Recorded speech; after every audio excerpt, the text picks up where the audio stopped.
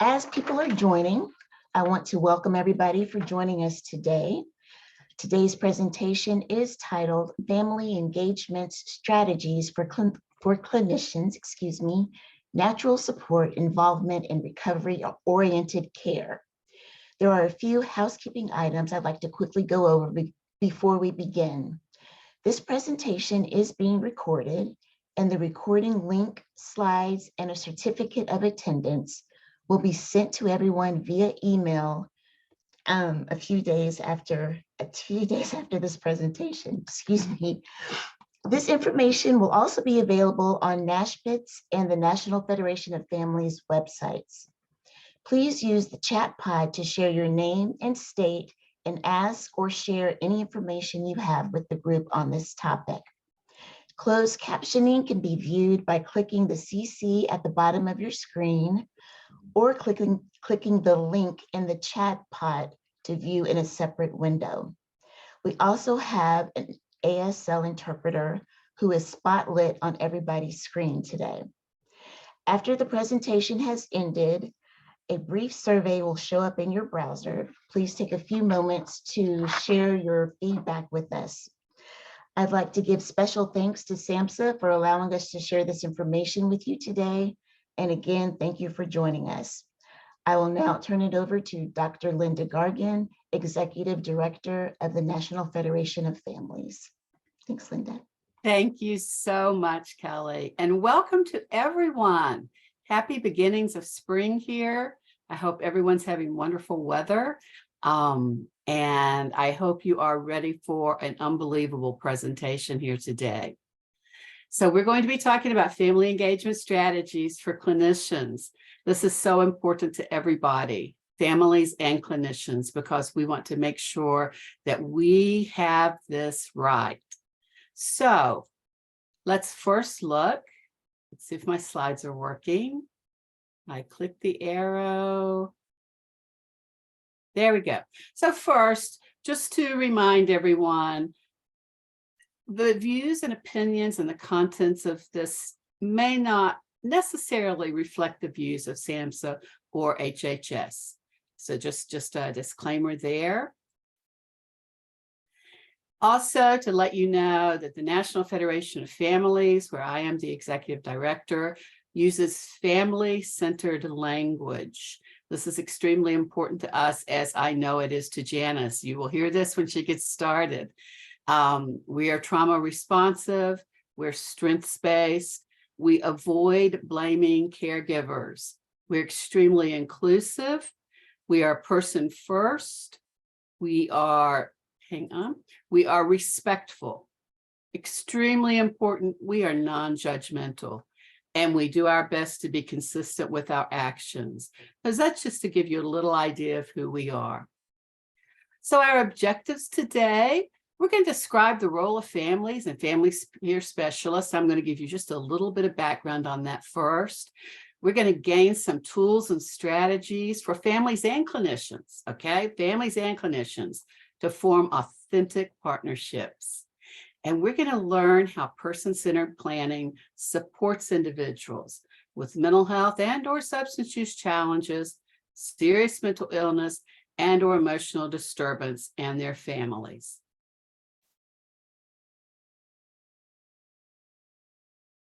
Trying to get these slides to move forward. Okay, so what is family engagement? You know, I spend a lot of time talking to folks about this. There are many, many different thoughts about this, but here's what we believe at the Federation. We believe it's collaborative and strengths-based. Everyone needs to be building positive and goal-oriented relationships. But we also believe there's a shared responsibility for everyone that requires mutual respect for the roles and the strengths each has to offer. Probably a way to say this is to say, we believe in balanced relationships. So as we talk about family engagement, let's keep that in the back of our minds.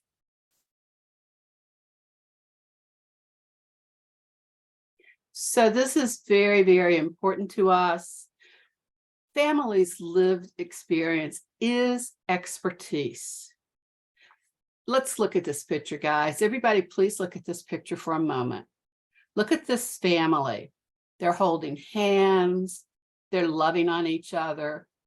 Who could possibly know more about this family than this family does? I also want to point out that we have family-run organizations across the country, and there are family peer specialists attached to most of those organizations. So please find yours, and if you haven't been in touch with them, feel free to reach out to them to learn more about family peer specialists. Let me get to this next slide. I apologize, they're moving just a little bit slowly.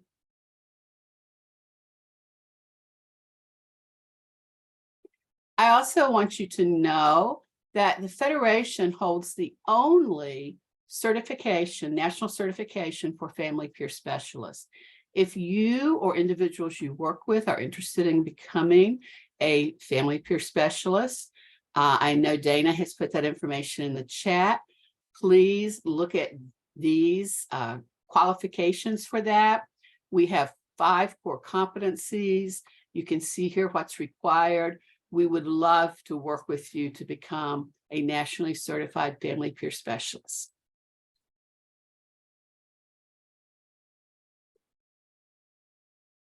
And come on, slide, come on, slide.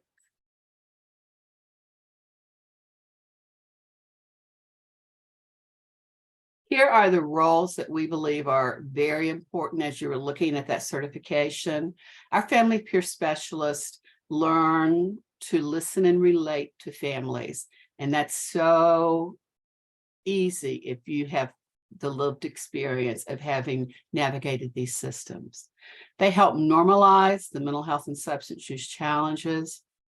They share successes and challenges. These are folks who can say, I've walked your walk. Let me walk with you. And this is, families tell us all the time how very, very important this is.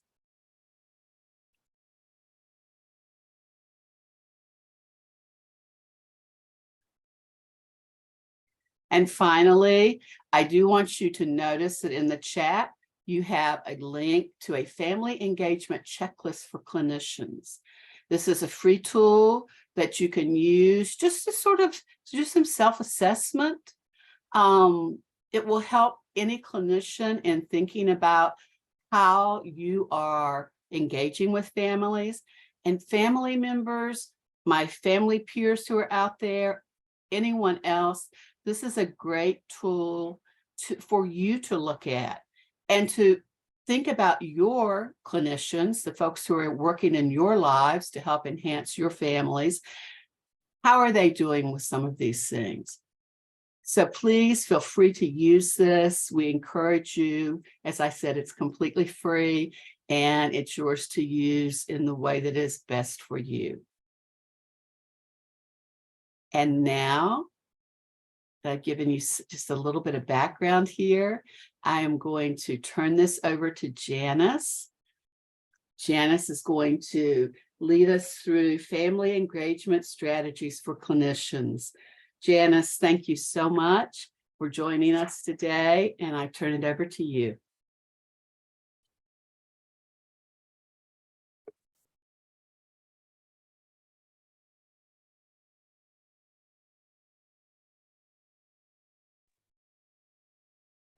Okay, I was muted there for a second. Can you all hear me now? All right, terrific. So it is wonderful to be here with all of you this afternoon. This is a topic that is near and dear to my heart, both professionally and personally, and I'm going to tell you a bit about my self in a minute here. I am technically looking to advance the slides, and I'm, oh, there we go. Okay, bear with us while we make the transition here. So let me just tell you a little bit about my background and sort of the hats that I bring to today's conversation. So I am a clinical psychologist by training. I'm an associate professor at a place called the Yale Program for Recovery and Community Health. And that's a public academic partnership between the Yale Department of Psychiatry and the Connecticut Department of Mental Health and Addiction Services. I've been there my whole career, over a couple of decades now. And oftentimes how people will refer to me in the work that I do is as the recovery nuts and bolts lady, which over time, I have come to take that as a compliment, because I think in the work that I do, I have been trying to help fill a gap in the field. And that gap is about the fact that when we talk about recovery and we talk about the values of recovery, person-centeredness, strengths-based, self-determination, a lot of times those things stay sort of in the abstract and the theoretical, and they don't drill down into the practice guidelines about what it actually looks like and how it might look different, more of, less of, differently. And so that's been a gap I've been trying to fill for a long time. My passion is really being in the field, working alongside people with lived experience, families, clinicians, administrators, state leaders, you name it, to really put our heads together and figure out how do we kind of move this from theory to practice. So I've done this work in a lot of different states around the country. And I hope that when I'm doing that, just like today, that I'm bringing you all some expertise and experience. But I always learn when I'm in my travels and when I'm doing presentations like this. And I, most importantly, really pride myself in trying to learn from people with lived experience, including families. So that's a little bit about the professional hat that I bring to the table, but I'm also wearing a different hat today. I'm wearing a hat as a mom, and this is my beautiful daughter, Riley, and she gave me permission to share a little bit about our family story as it relates to the topic of our conversation today. So from the moment that Riley entered into this world, we knew she was something special. She's a nature lover, a voracious reader. She's a talented vegetarian chef, a budding artist, and a self-taught musician. She's a fierce competitor on the athletic field. She's a decorated academic, but most of all, you know, she's a much loved and cherished daughter, granddaughter, sister, niece, and cousin. And she's most cherished really for just her beautiful heart and her compassion for others. Riley is currently finishing up her freshman year at Yale, where she's studying social justice and public policy in the hope of one day practicing as an international human rights attorney, hopefully specializing in immigration law and asylum law. So I'm her mom, so of course I'm biased, but she's really a rock star. She's just an amazing human being. So this is also part of Riley's story. She's bold, she's brilliant, she's beautiful inside and out, and she's also a young woman who has battled serious mental health issues for almost a decade. So the picture that you're looking at up here was back in 2014 when Riley experienced really back-to-back traumas. When first she lost her beloved Nani, her grandmother, after she had surgery for a metastatic brain tumor. And then just a few weeks later, she feared she would lose her mom when I had surgery for, you guessed it, a brain tumor. So that surgery did not go as planned. It left me with pretty serious neurological damage, and none of us were really prepared for it. And within a month, Riley woke up in the middle of the night with her first full-blown panic attack, and she's struggled off and on ever since with anxiety and social phobia and major depression. It's been a lot for all of us to handle, but it's been especially tough on Riley because she's had to juggle all of this at the time that she was navigating all the turbulence of adolescence. And there have been some times where it's been hard to put one foot in front of the other, but she's proven to be incredibly resilient and strong. And just like I shared, she's not only surviving, but she's really thriving in many ways in her life. And she's learning how to live well, even in the presence of ongoing mental health issues. So not every day is a good day. She's still learning and growing, and so are we as her parents. but I thought it was important for you to understand that I come to today's conversation really understanding the importance of family engagement in the recovery process, not just as a passionate professional, but also as a very proud and sometimes panicky and sometimes overprotective mom, because that certainly influences how I think about this work and about person-centered recovery planning. All right, so that's a little bit about me. Dana, if you could help us, we're going to open a poll. It would be helpful for me to get a sense of who is in the audience today. So we're going to open up a poll. If you'd go ahead and answer that while you're answering this, and you can be wearing more than one hat in today's conversation, by the way. Oftentimes we are, as you just saw, I'm wearing a couple of hats. While we're doing this, I just want to point out something important about language. You see one of the options on there says service recipient, person with lived experience. And I think it's just important to acknowledge that there are different terms that are preferred and considered respectable across different contexts and also across all different individuals and human beings, right? So you might hear client, you might hear person with lived experience, you might hear survivor, you might hear person in recovery. And when in doubt, the golden rule you come back to is to ask the person who's sitting across from you, how do they consider it to be most respectful and how do they want to be referred to? So please know that I may use those terms interchangeably, but I do acknowledge that there are a lot of different preferences out there. So great, we are up to about 65%.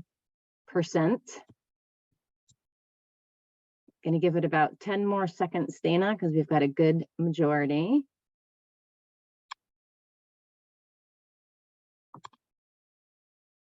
All right, if we can go ahead and share those results.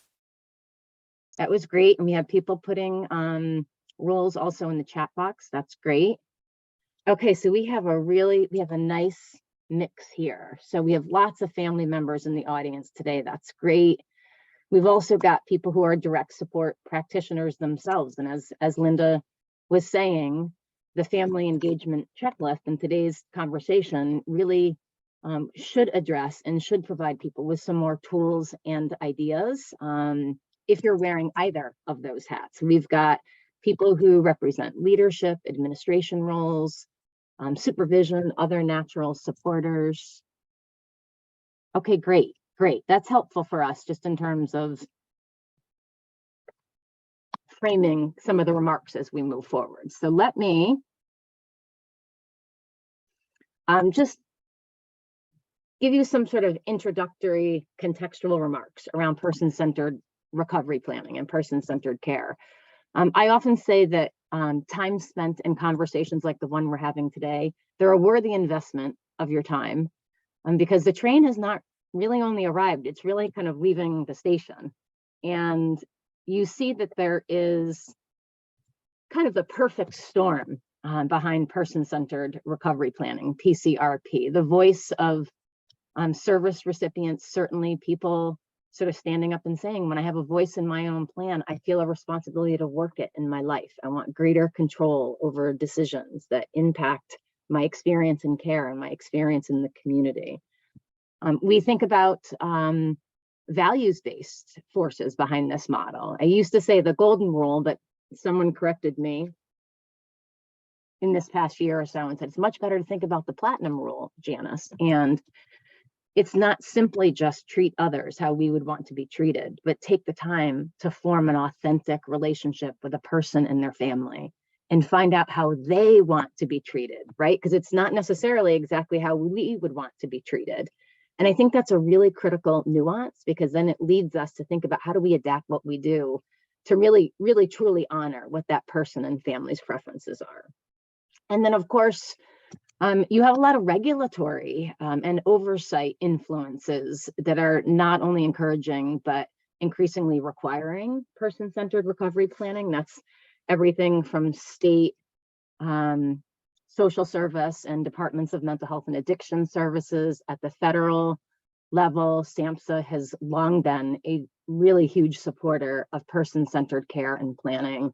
The Administration for Community Living is encouraging this and funding a really critical national center called the National Center for Advancing Person-Centered Practices and Systems. I'll tell you a little bit more about that later. And even our funders and our different accrediting bodies are, again, not only encouraging, but really requiring, and in fact, going back to the 2014 rule from the Centers for Medicare and Medicaid Services, there's a very clear statement around the requirement for person-centered planning and home and community-based services. So there's a lot of forces that are pushing this in terms of it being a bit of the perfect storm and really advocating for some changes in the way that we're doing business and engaging with people and their families. And we know that there's a tremendous amount of positive outcomes when we do that. And so you're looking at just, a snapshot of some of those up here on the screen. And certainly from the perspective of the person receiving services, they experience improvements in their relationship with those that are supporting them, their comfort levels and planning processes. We see improvements in both clinical and quality of life outcomes. So lots of benefits for persons served. And when we look at what some of those benefits are, it also includes things that you wouldn't necessarily think about on the front end, but we see that we actually get a decrease in crisis events and the decrease in those high intensity services, right? Emergency rooms, respite, inpatient hospitalizations. And first and foremost, that has a human impact, right? In terms of like positive, critical function in a person's life. But that also has a fiscal impact because the vast majority of our resources often go into those high intensity services. So, we know that this sort of front end investment in really creating proactively and co-creating person-centered plans with people and their families results in a wide range of positive outcomes that really help people to realize their opportunity to live, love, work, and learn. And pursue their dreams in their community, the community of their choice. So lots of benefits. And there are a range of models over the years that have been developed to support person-centered planning. Some of you may be familiar with them. So what you're just looking at up here is just a graphic that illustrates the multitude of models that are out there. The far one on the left-hand side comes out of a lot of the work that we've done in the behavioral health arena. The square one right next to that comes from the National Wraparound Initiative from Youth and Family Wraparound Services, is very consistent with person-centered recovery planning, thinks a lot about family engagement. The circular one there comes out of a model called Charting the Life Course out of the University of Missouri, Kansas City. And then the far right-hand graphic comes from that work of NCAPS that I just mentioned to you. That's a cross-disability initiative that really looks to support person-centered planning across different disability types and across the lifespan. And so there's different models to meet diverse needs, but they all have the same shared sort of vision and value. And they all appreciate the importance of family engagement. So we're going to talk a lot today about what that looks like. So I think I was going to do this as a poll, but we have a couple of polls later in the presentation. So I'm going to hold on this and just say a few remarks about the screen that you're looking at right now here. So in my travels around the country, right, so far we've been talking about all the positive forces that are pushing for person-centered planning, but yet there are also a lot of myths and misperceptions that can get in the way of its implementation. And so that's what you're looking at up here in no particular order. These are a range of common concerns that make it difficult for systems to implement person-centered planning. And they range, more from kind of the philosophical, really wondering, if a person receiving services, are they too impaired? Or what if they appear uninterested? And really questioning whether or not person-centered planning maybe works for some people, but not others, okay? And I would encourage all of you to think about the fact that while we have to adapt our model to meet each person and family where they're at, and the practices might look different, person-centered planning is a universal right for all people, okay? You have logistical issues and practical issues around electronic health records and planning templates don't support it. People really struggle to think about how do we both honor the person and satisfy the chart, right? And meet our golden thread of medical necessity. But most importantly, I would say, probably the significant barrier that really holds us up is people make the assumption that we already do it, right? That, of course we care about what is important to the individual and to their family. And of course we put them at the center of care. And I think there's a lot of things that we're doing really well. We've made a tremendous amount of progress in recent years. But if you talk to people who receive services, they will very often say that service planning still feels like a place where somebody else in the room other than them has the power to decide what two things end up on that plan and what one thing gets crossed off, okay? So we're going to talk about a lot about what it looks like to try in the context of one plan to balance that kind of value of the professional wisdom that we bring to the table, but also making sure that we are combining that with the wisdom of lived experience, the lived experience that service recipients have and that their family and loved ones have.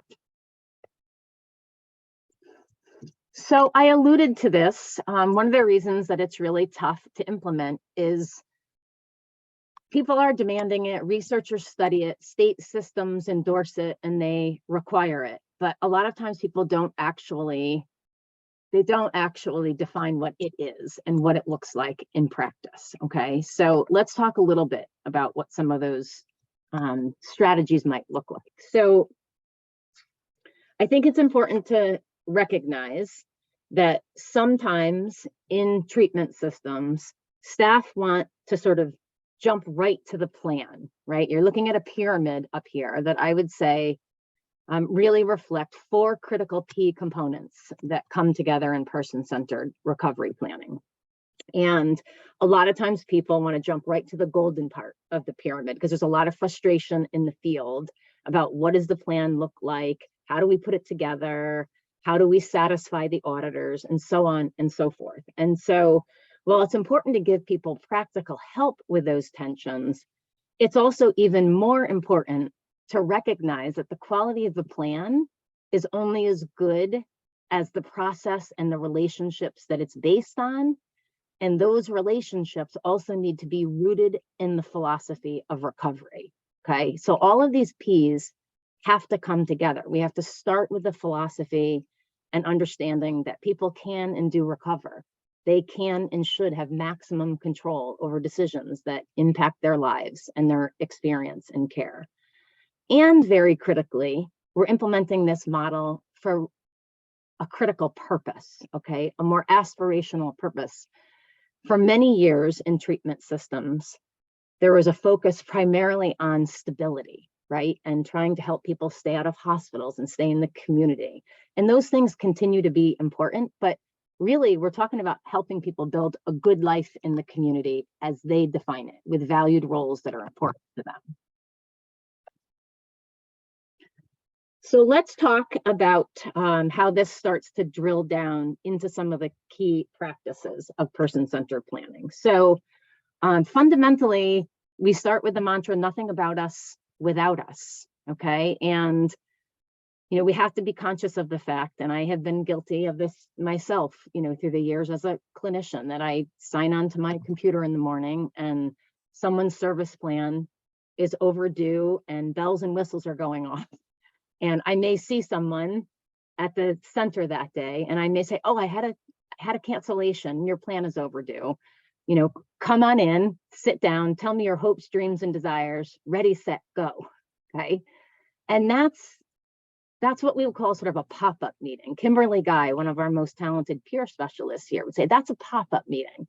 It doesn't give a person an opportunity to kind of come to the table as a partner and organize their thoughts ahead of time.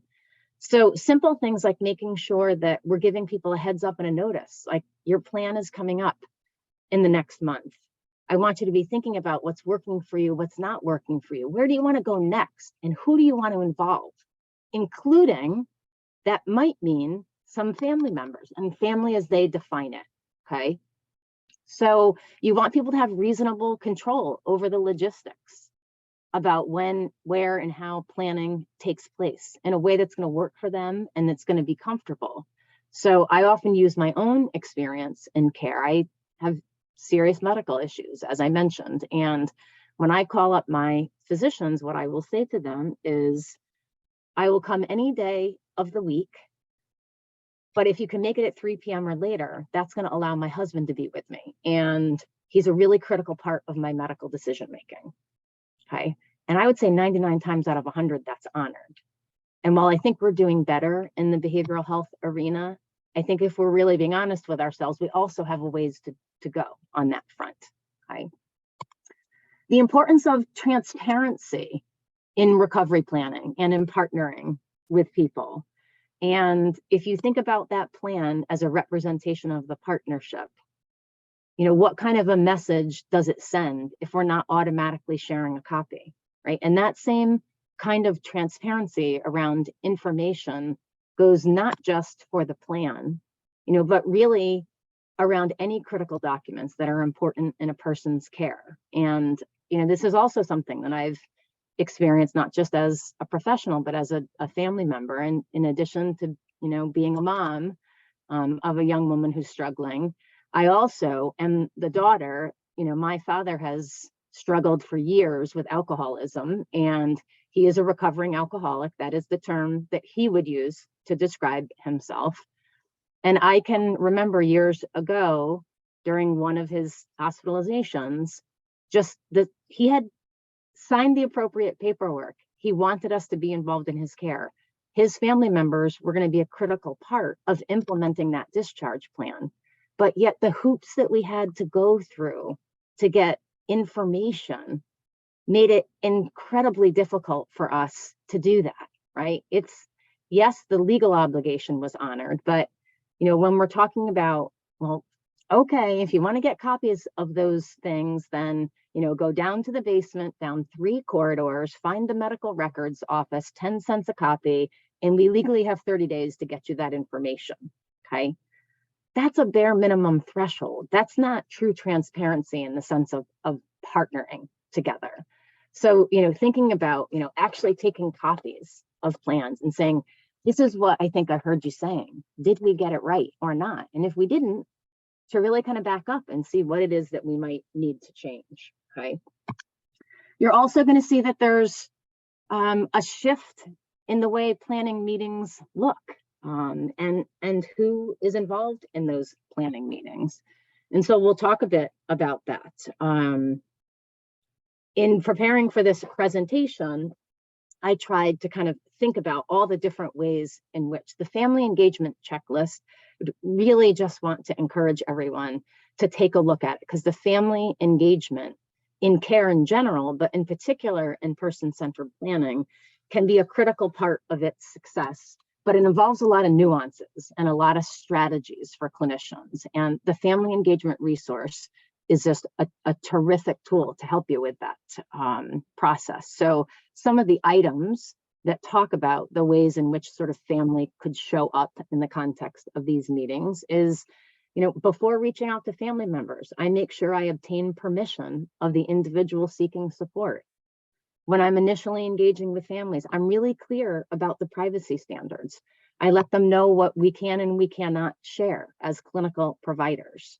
And then once we're actually in the meetings together, simple but really powerful things, making eye contact, setting ground rules for communication, just pausing intermittently to check for each participant, especially the person receiving services, but also family members. Checking for understanding, checking for comfort level in the conversation. All those things make a huge difference in a person's experience in the meeting, and it's going to help them be able to speak up.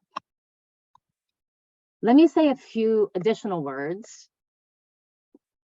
about where and how people sort of show up in the context of planning meetings. So first, you need to really know how the person defines family and who is within either their current circle of support or the circle of support that they choose to build, okay? So this is just a snapshot of one tool that's used in many person-centered planning models that I touched on briefly before, and it helps a person kind of map out Who's important to me? Who do I count on? Who counts on me? And it gets them sort of thinking about who might I want to involve in this process. Oftentimes, it is not enough to simply ask the question or to simply state the fact, you have a right to involve supportive others in this process, okay?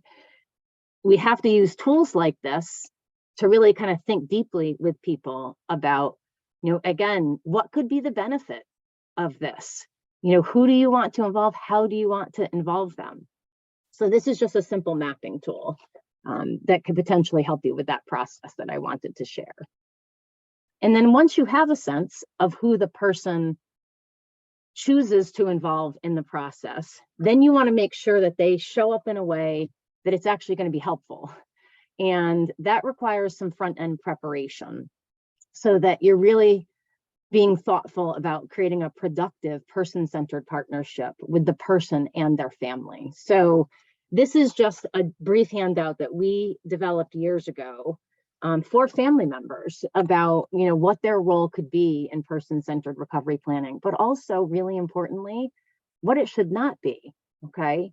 Meaning it's not a place for people to kind of sort of team up and convince the loved one to kind of do what we think is in their best interest, regardless of the loved one's view, okay? So we want to be careful about that dynamic. But on the other hand, person-centered recovery planning should be a place where family members can share openly what has worked or not worked in the past, and also about the kinds of things that they might be afraid of, okay? When we do this kind of advanced preparation, it really helps us to continue to honor the person who's receiving services while also tapping in to just the skills, the strategies, the resources, and the ideas of the family members that they have chosen to involve. And again, when I think about my experience with all of this as a mom, I've walked that, dance and experienced that tension of desperately wanting to be more involved with the intent of being helpful. But I've had to do really my own hard work over the years and my own therapy to really understand when too much involvement is maybe actually too much. And it gets to the point where sometimes it's actually not helpful. And this is a very real tension in doing this work. And I have to be mindful about how I show up as a partner in her care. And sometimes I need to let her navigate things on her own and hone her own decision-making skills with her therapist, because that's what gives her the confidence that she needs to kind of grow and come into her own. So navigating these kinds of tensions in person-centered planning with family members, with service recipients, it doesn't always happen naturally. It requires some advanced preparation. And so I would encourage you all to check out, in particular, in the family engagement checklist, there's a section around supporting families' understanding. And so this is a nice example of a tool that helps people to do that. Do people and family members understand what service planning is all about and how it could make a difference to them in their lives? Do they know the different resources that they have available to them locally? Do they know about peer support, both peer support for service recipients and family-based peer support, like Lynda was talking about? So these are just some of the kinds of tools that could live within that type of family resource center, for example. This is just a snapshot. This is another tool. The one that I just showed you was a brief handout that we had created for family members. This is a tool that we created years ago with people in recovery, for people in recovery. And this is one of the very few tools that we actually have available in Spanish as well. When you get the slides, you will see that there is a link to this tool, so you can access it if you're interested in checking it out. But it's just a very user-friendly kind of toolkit where it helps people think through ahead of time. Hey, I have a planning meeting coming up in this next month. What's important to me? Who do I want to involve? What do I want that to look like? If there's going to be points of tension in my meeting, what's important to me? How do I get it across? And these kinds of tools can be used by clinicians. They can be used independently by people who receive services. But I would just really like to give a plug for peer support here. because the systems that we have seen get the most mileage with person-centered recovery planning are those systems that have really figured out how to capitalize on the talents of their peer specialists who can kind of get alongside other people in recovery and not become their voice, not become a voice for them, but to help them discover their own voice in this process of recovery planning. And this is just one tool that they can use to support that kind of a process. So I just want to acknowledge again that it is a critical dance to really think about making space for all voices in the facilitation of person-centered planning meetings, right? I'm, not that long out of the teenage years with my kids, and I know, having gone through that sometimes the goals that I had for them are not necessarily the same goals that they have for themselves, okay? And this really requires that clinicians and other supporters are using all their very best skills and core competencies around family engagement, group facilitation, dispute resolution, kind of understanding power dynamics that can play out in these meetings. There's a great resource from the National Quality Foundation that came out a few years ago that has a section around kind of, again, the nuances and the complexities in person and family-centered care that I would encourage you to check out. And again, there are a number of items within the family engagement checklist that are nice reminders for clinicians who are really trying to promote these kind of partnerships together in the planning. So a couple of them that stood out to me where I acknowledge that there are times during family meetings when one person may need to remove themselves to cool down, right? And letting families know ahead of time that that could be an option. I know it's an option that we've used in our own family at times, and it's made a really big difference for us in making sure that those meetings feel productive and that everybody's getting out of them what they need. Clinicians, the importance of co-creating agreements with families about using respectful language, avoiding blame, using other positive communication techniques to run and facilitate an effective meeting, and coaching families on conflict resolution, including offering different written materials and additional resources that they might use outside the context of the meetings. So let me highlight another handful of key practices here, and then a little bit we're going to do some polls. So I had already mentioned the importance, I think, for those of you that are fortunate enough to employ and to have peer specialists, and even more so, and in addition, if you also have the benefit of family peer specialists, the systems that we have seen go furthest with this are the systems that pull them into the process and help really promote empowerment among persons served and their families. So in person-centered recovery planning, you are kind of expanding who typically would be in the room.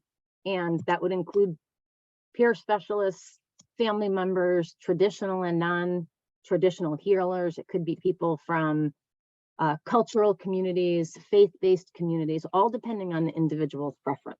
Right? And when you're thinking about planning meetings, just understanding and supporting, a person's right to self-determination. And when we talk about this in PCRP, again, this is one of those terms where theoretically people agree upon it, but yet oftentimes people's rights are undermined and taken away. And we think about things like, are we consistently educating people and encouraging them to create personalized crisis plans, to create psychiatric advance directives, tools that help a person to hang on to as much dignity and autonomy as they can, even at a point of crisis.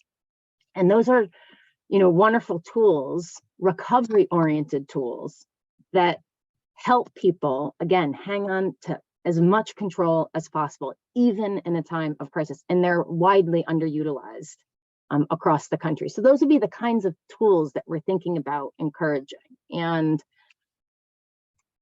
again, a person can complete those individually. You can look up what the protocols are in your particular state around completing advance directives. And oftentimes when a person chooses to have family involved in this process, they can be involved in the creation of those advance directives as well.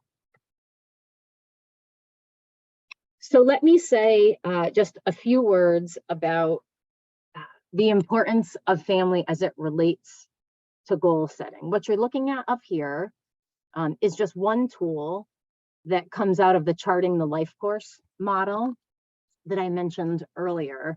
And all of these are available, they'll be available in the slides, and they're also available on the website that I mentioned to you all before, the National Center for Advancing Person-Centered Practices and Systems. But this particular tool is about a tool that looks across all different domains of an individual's life and helps them together with their family to develop a vision for moving forward and building that good life in the community. It's very consistent with a number of items in the family engagement checklist. Some of those items include things like, I ask family what has worked and what has not worked. I focus on the strengths of the person when I'm communicating with family, and I invite family members to do the same. I include family in the design of goals, and I incorporate these into the treatment plan, right? And oftentimes, when family are invited into the process, they can be the ones that have what I call those golden gems, right? So sometimes people on their own, it may be hard for them to articulate what's important to them or what kind of goals they might like to see on that service plan. But when they're inviting family members into the process, thinking about, what brings your child joy? What do you think would be an ideal daily routine? What did they, love to do before the struggles started? And do you think they might like to do them again? And having those conversations together in the room just to unlock some of those ideas. And so this is just one tool, again, that you can think about using in those these processes. And there are also ways that family members can contribute. So let me say a little bit about how we think about recovery and risk, because recovery inevitably involves taking risks, right? Growth for all humans involves taking risks, right? It's in our culture. No pain, no gain, no guts, no glory, right? We have to be uncomfortable at times to grow and change and create the kind of lives that we want to for ourselves. And inevitably, recovery involves taking some of these risks. And what you're seeing up here is a graphic that comes out of some of Pat Deegan's really amazing work. If you don't know Pat Deegan and her work in the Common Ground model, I would encourage all of you to check it out. I've learned a lot from it over the years. And we think about this idea of what does it mean to sort of be in the recovery zone? Because a lot of times when we talk about recovery and the things that people want to do with their lives and the decisions that they want to make for themselves, this sort of question comes up all the time about risk management. Well, what do we do if we support an individual in taking that risk and it doesn't sort of play out the way that they would have hoped, right? And when we're thinking about that and struggling with that tension, we don't want to swing so far to the left that we just throw our hands up in the air and say, well, this is the person-centered world now. You're calling all the shots. You go ahead and do what you want to do, okay? That's not being person-centered. That's really neglectful, right? We continue as supporters, including as professional supporters, to have information and ideas that we can bring to that decision-making process. But at the same time, we also don't want to swing so far to the right-hand side where we all sort of hunker down without the individual and we're trying to sort of convince them to do what we want them to do, right? That's not being person-centered, and that's not operating in anybody's best interest. That's really coercion, and that's kind of overprotection. Okay, so just want you to kind of think about this continuum and to think about this idea of kind of dignity of risk and right to fail. That may be a phrase that many of you have heard in the work that you're doing, and maybe even in your personal lives. And this is something that I relate back, again, not just professionally, but in my own experiences supporting Riley as her mom. And gosh, about a year or so ago now, Riley was in the very exciting stage of having applied to all of these colleges. She had all of the decisions rolling in, and she was about to make a really huge decision about this next chapter of her life. And as I had mentioned to you, she had had a range of mental health struggles throughout high school. And as she made this decision, I found that I was having my own struggles, because I had thought about the concept, dignity of risk and right to fail, in supporting people in taking those steps and those risks that are a necessary part of the recovery journey. I had taught about those things as a professional, but I really struggled when I had to think about them as a parent, and I have to like challenge myself constantly to practice what I preach. And I had all of these doubts. Riley's different decisions came in.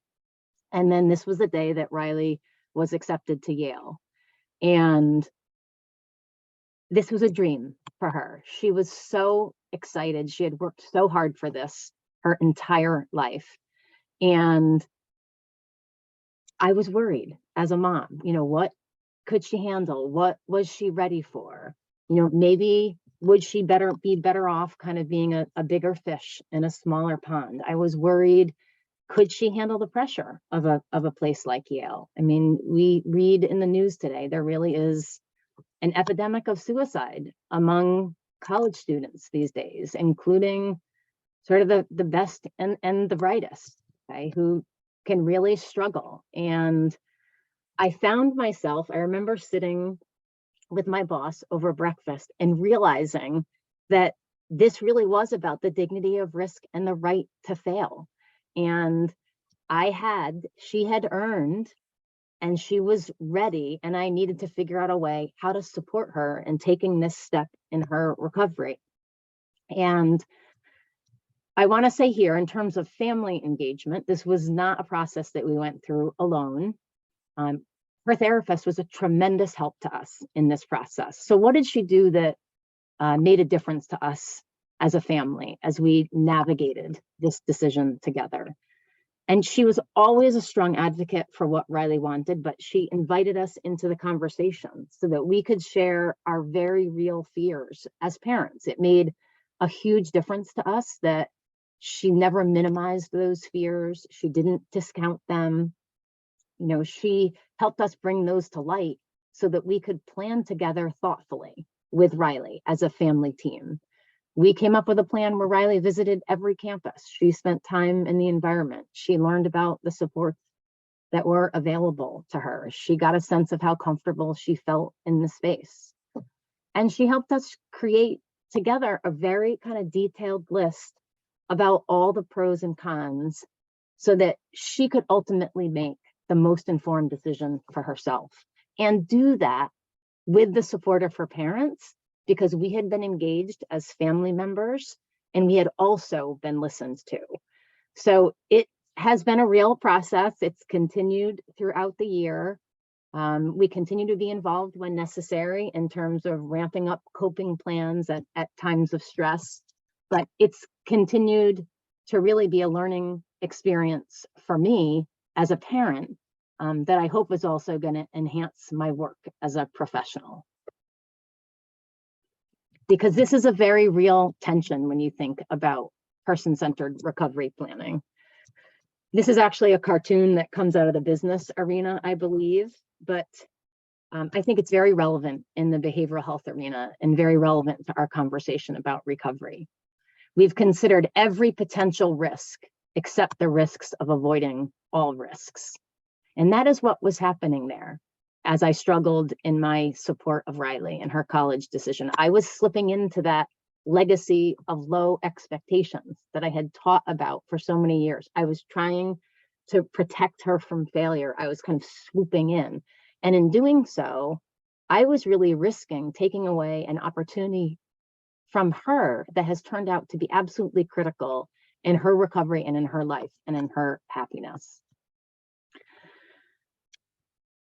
So let me move on to a slightly different topic that I think is really critical. And I know the Family Federation has been doing a lot of work in this area as well. And this is has us shift from our conversation about recovery and dignity of risk to think a little bit more concretely about language and about person-centered language. And unfortunately, in our field, even when we carry person-centered values in our hearts, a lot of times they don't translate consistently into person-centered language, written or spoken. And I will myself say that I have been guilty of this, and I'm still learning, and I continue to learn and to think about the ways that I communicate. And do they really communicate the messages that I'm trying to send from a strengths-based, person-centered perspective? Because even though we've made a lot of progress, much of the language that we continue to use is still experienced by people as being pejorative, offensive, and distancing. So let's take a closer look at how language can either create distance or it can create connection. So what you're looking at up here on the screen on the left-hand side is just a list of words that very typically show up in the behavioral health arena. And as you look at them, they are quite pathologizing, quite distancing. People will often say to be described in this way feels disrespectful. And so I want to invite people to use the chat box to maybe add some thoughts about what's wrong with those words on the left. Why don't they fit with the person-centered values that we carry in our hearts? And how might we communicate that differently in a way that's more consistent with our strengths-based understanding? So yeah, Randy's saying those words are very shaming. They indicate that there's a problem, right? And that the problem exists inside the individual. What else? Other thoughts into the chat box. Yeah, avoiding terms like addict, labeling terms, and thinking about substance use disorder. Let me say that in doing this, there are always exceptions to the rule, right? So we're talking about a lot of times person first language. And so rather than referring to someone as an addict or an alcoholic, be a person living with substance use disorder, okay? But we have to also remember that we want to honor personal preferences. And like I said to you before, my dad is very open about the fact that 12-step has really saved his life, and it's been a huge part of his recovery. So for him, it is his natural first step to say that I am Bucky and I am an alcoholic. And I don't put the brakes up and say, well, hold on, Dad, that's not person first language. You know, you're a person who's lived with alcoholism. Okay, in that sense, I would honor what his personal preference is. Okay. So lots of thoughts coming in here. The language on the left is very limiting. It triggers negative self-talk and views of themselves. Yeah, very labeling. Using those terms, you only see a problem, not a person. You know, they're really critical, right? I don't want to be a case and I do not want to be managed. Like even the word case manager, probably the most common title in disability services in America, it communicates a message of power and hierarchy over, right? That is not consistent with the kinds of partnerships that we're trying to create in person-centered planning. How about any, as I scroll down here, any creative ideas for how you might say these things differently?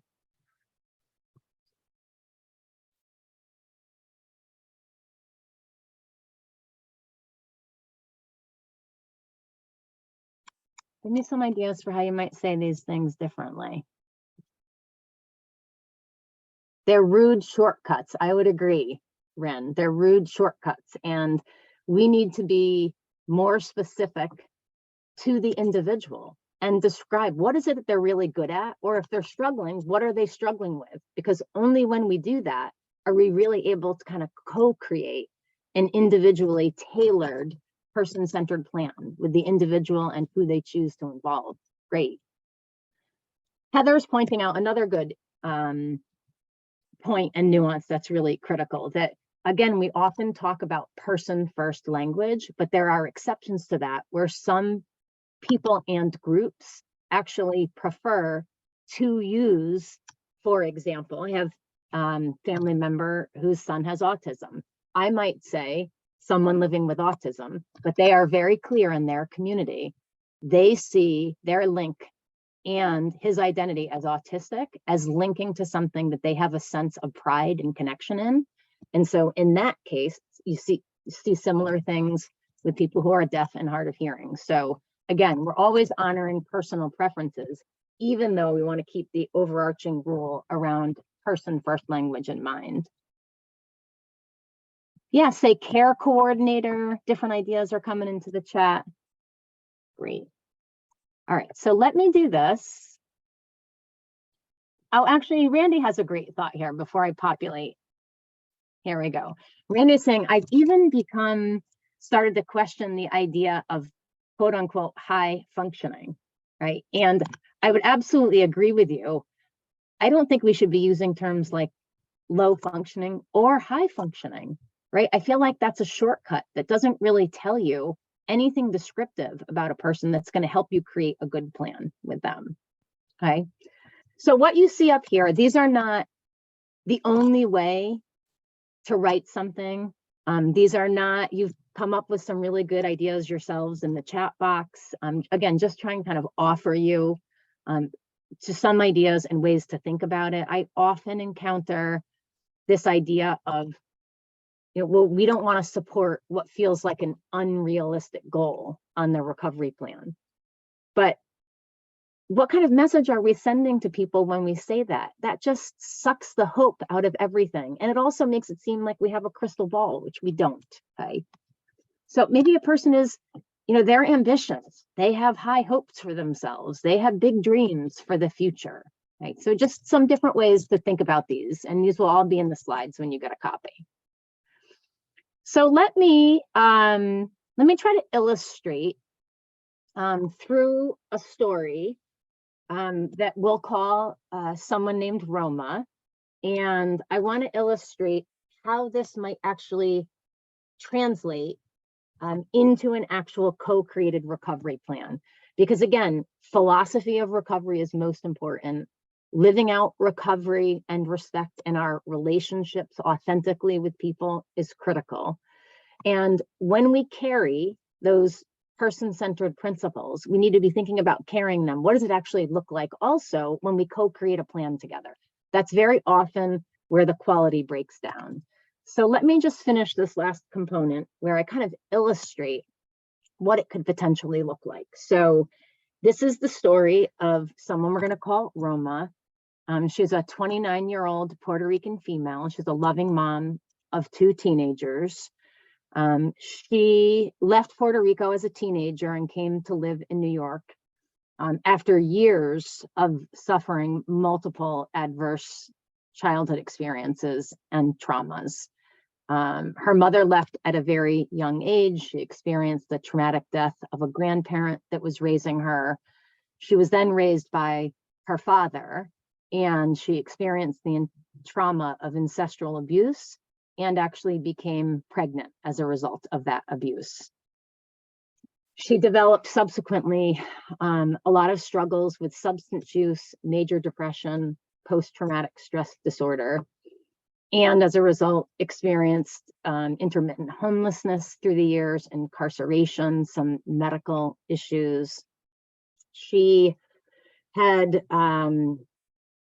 interactions with the criminal justice system through the years, most often related to substance issues. But most recently, at the time that this story picked up, it was for multiple infractions of driving under the influence, at times with children in the car. And she was recently released from prison, and she started living with a cousin who had temporary custody of the kids. And she started to have really volatile sort of blowouts with her oldest teenage daughter. And she was asked to leave the cousin's apartment, and she went to live in a local shelter that had attached services. So the clinician referred her to the transitional shelter. She was doing well in the shelter, but admitting that she was sometimes sort of having slips with drinking. She was very open to care coordination and supports. And she also had many, many strengths that she could draw upon in her recovery, including a very supportive cousin. She was a loving mom, creative. She had some work history. She had always found refuge through painting and journaling, and she was absolutely a survivor, absolutely a survivor. So I want to just illustrate the unfortunate way that a traditional service plan could come together for Roma. And it would be very easy for that to devolve into a plan that looks a lot like this. You know, goal number 1, chronic psychiatric issues, achieve and maintain clinical stability, be med compliant for the next 90 days, have increased insight into your symptoms and behaviors, start having better judgment around that, okay? And unfortunately, when you have plans like this, that, you know, again, pathology driven, problem focused, they crowd out everything that is most important to Roma as a human being, right? A second goal, you know, long history of polysubstance use. What's the goal? Abstinence from all drugs and alcohol. You know, how are you going to get there? We're going to be, you know, pushing you to submit to weekly urine screens for child protective services. And again, the feel of the plan is pathology driven, problem based, and it crowds out what's most important to Roma. And so that leaves Roma feeling like this. I'm here to kind of return your goals because you stuck them on my plan, because my goals in life are not comply with your meds, increase my insight, reduce assaults, and have no dirty urines. Those are not my goals in life. So I want you to think about for a minute, what could be a more person-centered understanding, right? Rather than blaming Roma, right? Because that's how that plan comes across. Rather than blaming Roma, having a more person-centered understanding. And so again, this will be in the slides when you receive them, but the way that Roma's relationship with her daughter, sort of the volatility in that, the recent blowouts that had been experienced, rather than seeing that judgmentally and shipping Roma off to anger management, we have to back up and really understand what's going on there. And the truth was that that volatility in that relationship, those arguments with the daughter, they all started when the daughter was at the same age that Roma was when she became pregnant with her as a result of the abuse as a child. So her own daughter, as much as she loved her, was a living, breathing, walking manifestation of her trauma. And so all the anger management and parenting classes in the world are not, it's not that they couldn't be helpful, but they're not really what the issue is. She needs really good, solid, person-centered, trauma-informed care.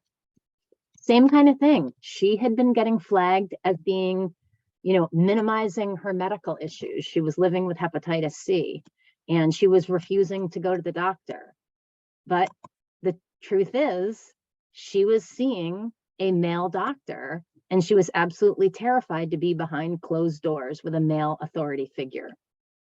So when you're thinking about a good person-centered service plan, you have to be thinking at a deeper level, right? Because you could teach Roma and use psychiatric rehabilitation strategies to organize her calendar, call up the medical transportation. But even if you're doing all of that, she's still not going to be comfortable going. We have to be thinking about what can we do to help her feel safe, okay? So maybe that's finding a female doctor. Maybe that's having her cousin go with her. Maybe it's making arrangements to make sure that a nurse or another party is always in the room. So good person-centered planning, first and foremost, starts with the relationship. Then you have to have a person-centered understanding of the individual before you can actually create and co-create a person-centered planning document. So let me just end, and then I'll leave a few minutes for questions about what that might look like. Traditional treatment plan documentation is organized by the problem list, like I just showed you. In the person-centered world, the plan should start with, flow from, and stay true to the goal that is most important to the person in their lives. Okay, it should be something that they're moving toward in their recovery, not just something that they're trying to get rid of. They're going to have strengths to draw upon, and then barriers or assessed needs, things that are going to interfere, experiences of mental health or substance use concerns that are getting in their way. Okay, so even in the person-centered world, when we're being strengths-based and goal-directed, we're not fully kind of crowding out and ignoring that there could be serious issues. Then we would have, what's the very first concrete step in the right direction? And finally, how's the whole team going to work together to help the person to get there? Keeping in mind that that team should be expanding when we're thinking about person-centered planning. And that could include traditional professionals, it could include non-traditional supports, can include family members when a person chooses to have them involved. Again, family as defined by the individual. And ideally, you actually want to see documented if a person chooses to have family members involved, that can be included within that intervention section of the plan alongside those professional services. So again, I think I'm going to skip a poll, so I make sure we have time for questions, but based on what, you can use the chat box for this instead, based on what we've been talking about in terms of person-centered recovery planning and what it should be driven by, if you had to pick, what do you think would be the best goal to really shape Roma's person-centered recovery plan? What do you think would be the best goal there? Yes, the yellow, of course, Sandra. I want to be a better mom and I want to work on getting my kids back. Okay. This, you know, I don't want to lose control anymore. You could hear Roma saying that, but again, we want it to be something positive that they're moving toward. And if you were to ask Roma, if you felt more in control, what would that help you to do in your life? And she would say, I would be a better mom. Okay. So when we think about the interventions component of the plan, I want to end by highlighting where the family engagement piece could come into play, because oftentimes service plans read like a laundry list of all the ways in which the professionals are helping, the psychiatrist, the job coach, the clinician. And if service plans continue to read like that, chances are 10 years from now, all those professionals are still going to be doing all those things. So the creation of the plan is an opportunity to build self-agency in the individual and to help them build that natural web of support that helps sustain them in building the life that they want for themselves. And that's where we see the critical role of family and natural supporters. So the way that that might look in the context of Roma's plan, for example, is thinking about, you know, could her cousin help her identify maybe some arts related activities that she and her daughter could do together on their visits?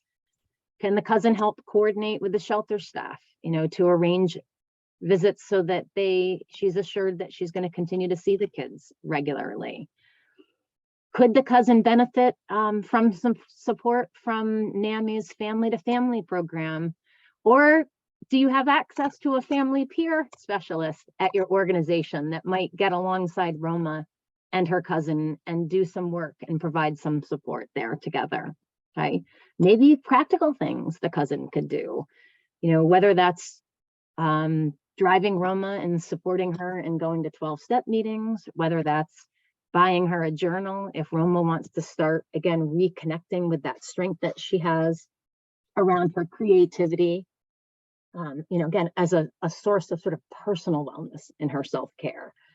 So I just want to, I want to leave you with the thought that a lot of times there is this sense that it's impossible to kind of write a recovery plan that honors an individual and it still satisfies the chart, right? I obviously have a much more optimistic view of that if we're following that graphic that we talked about and making sure that the plan is organized around that goal that is most important to people, we can still acknowledge the mental health and substance use concerns that might be getting in their way and co-create a thoughtful plan together to help people overcome them to move forward in their recovery.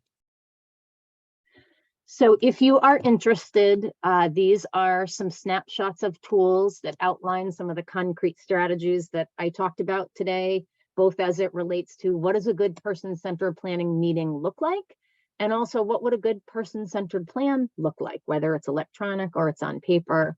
So I just encourage you to check those out, as well as checking out the family engagement checklist. Because as I said, coming full circle, family engagement is a critical component of person-centered recovery planning, and that engagement checklist offers a lot of really nice strategies and food for thought for clinicians. So just want to encourage you to check out those tools.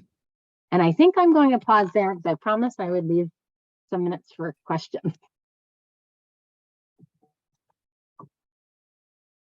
Janis, thank you so much. That was just, it was just amazing. And as you could see from the comments in our chat, everyone agrees.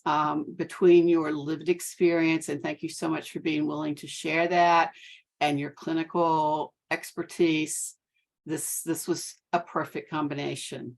But we do have some questions, and we'll get through a couple of them here. So Jill asked this question. She shared a very moving story about her daughter and going to the doctor. But her question was, as we ask our physicians and clinicians to partner with us, how can we better partner with them? So I think that involves a lot of different changes, and it really does depend on the situation. Sometimes creating those partnerships, I use the model of helping a person and their family get into the driver's seat, right? And sometimes people, just given the invitation, they're comfortable to sort of slide on over and take the reins and of being their own best self-advocate. But for people and families who are maybe used to having been treated like a passenger for many years or decades, sliding on over and being in the driver's seat may not come naturally, and they might need a little driver's education. So I think one thing that's really important is just making sure that people and families have access to information, understanding what service planning is all about. What are the roles of the people who are involved? What are my rights and responsibilities entering into this process with my loved ones? So I think when we talk about person-centered planning, we often talk about just educating the practitioners, but the practitioners are only half of the person-centered partnership. We have to be really building capacity and confidence among family members and people who receive services. I love your analogy. It's actually an analogy that the National Federation has used for years when we speak about family-driven care. So that's, I love that you use that. Our next question, and this is one many families bring up, what ideas do you have when our loved ones won't give HIPAA permission for family involvement? Yeah. So this has been one that I have struggled with, again, both sort of personally and professionally. At the end of the day, a person has a legal right to include or not include their loved ones in their care. And in those situations where a loved one is not giving permission, I still think that there are things that clinicians can do that are really critical, right? Just making sure that they have access to resources, to information, even if it's not information specific just to their loved one, making sure that they have peer support and perhaps access to a family peer supporter who may be going through some of these same kinds of struggles. It's, going through what we went through with my daughter, one thing that was helpful for me is that very early on, even though I had a legal right as her guardian, when she was a minor, she didn't have to sign a release of information. And we were automatically involved as parents. But I have to say that even despite that, her therapist educated us early on about the best ways for us to work together as a family team, and to talk about the fact that she would always start with Riley and always start by saying, your parents would like to be involved in this discussion. How do you feel about them being here? How is that going to work for you? How do we make this a healthy conversation for everyone? And so she had those conversations up front with us. Again, if you're not legally able to be involved, again, I think it's just really critical as family members to have your own self-care and support. Years ago, one of the best things that Riley's therapist ever did for us was to connect us to our own counselor as parents, to be able to navigate those things when they came up. If she wasn't letting us in, just the sheer terror that would really bring up for us as a parent. And so her therapist connected us with our own counseling, not only so we could learn how to better support Riley, but so that we could take better care of ourselves. So I think that's also important. Wonderful. I'm going to try to get through one more question. Yeah. If everyone could just be patient with us, because this is super important. Any recommendations, especially for parents of young adults, often living at home and resistant to accepting treatment?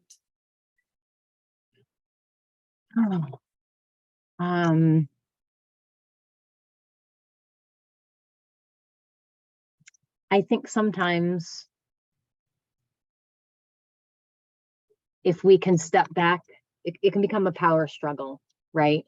And as a loved one and as a parent, you have an idea of what you think may be in your child's own best interest. But the truth is that sometimes people have to take steps in their recovery to be able to figure out what works and doesn't work in their particular pathway. And what I would just say is that when there were times that, for example, we didn't agree on something, just being honest about what our concerns were, trying to support, our daughter in the best way that we could. And then we're going to support you in this particular goal that you want to go after. But here's some things we're hoping that you'll consider, and how can we work together as a team to kind of get there. And for a while, they have to, again, I think, sort of learn by living the way that we all do. And I agree with you, Janis, that is challenging. Yeah. But at times, no easy answers. And it may be in the best interest of our loved ones. Yeah. We are out of time, unfortunately. I do want to say, if you enjoyed today, on May 24th, we will be bringing you a webinar about supporting family members with co-occurring diagnoses and some of the challenges and solutions that go with that. So please plan to join us then. Thank you so very much for being with us today. Janis, thank you so very much. And Kelly, I will turn this back over to you for final remarks. Thank you, Lynda. And again, thank you so much, Dr. Tondora, for your presentation today. I hope you all are seeing the slide on the screen. Please register for part 3 of this learning series. or I'm sorry, part 2. This is part 2 of the learning series. And we hope to see you in May for our next presentation. Thank you again for joining us. Thank you, SAMHSA, for allowing us to share this information with you. And you all enjoy the rest of your afternoon. Take care. Thank you, everyone, for having me. Take Bye-bye. care, all.